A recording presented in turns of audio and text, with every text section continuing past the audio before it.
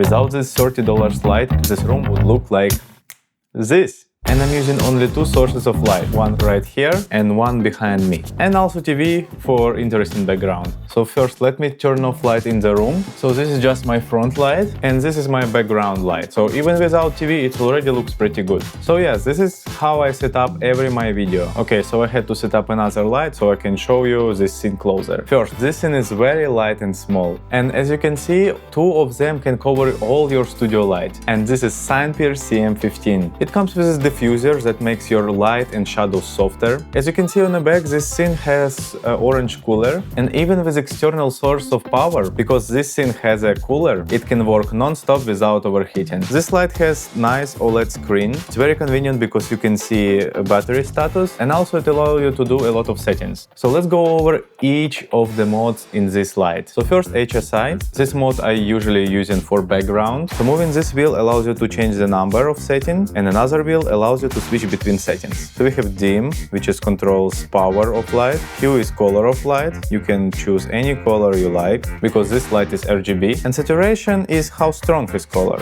Okay, to switch mode, we need to press this button. Next mode is RGB, allows you to control each of main colors, red, green and blue. Next mode is effects. I'm also not using this mode because this effect doesn't look very useful for me. So we have sauce, flashlight from camera, candle, bed bulb, TV, lightning, strobe, explosion, welding, CCT loop, CCT flash, CCT pulse, police car, disco, firework, hue loop, hue flash and hue pulse. I will not go over each of effects. Basically we can control speeds, again how strong is light, and you can play with it when you get this in. So again, I'm never using them, but maybe you will find it useful. Okay, and another mode what I'm always using for my front light. This is basically like white balance in your camera. The range of temperature on this device is 2500 to 10,000 Kelvin. Okay, and now let's move to cons. First, because the scene is very powerful, it has cooling system and it has very tiny body, the battery dies super fast. So if you need this kind of light for some kind of work and you need only one light, I would still recommend to get two,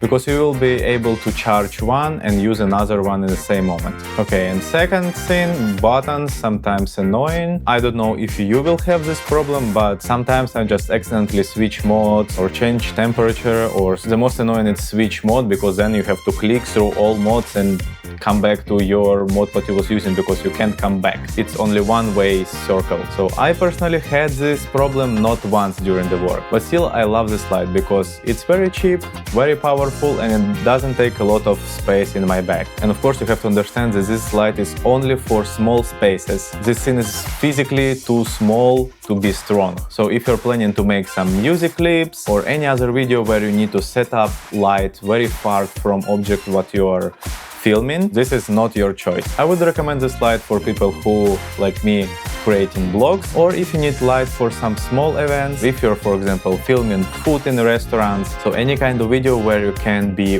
very close to an object. I hope you find this video very useful. Please don't forget about likes and comments and subscriptions, because this is very motivate me to make new videos for you. And I'll see you in the next one.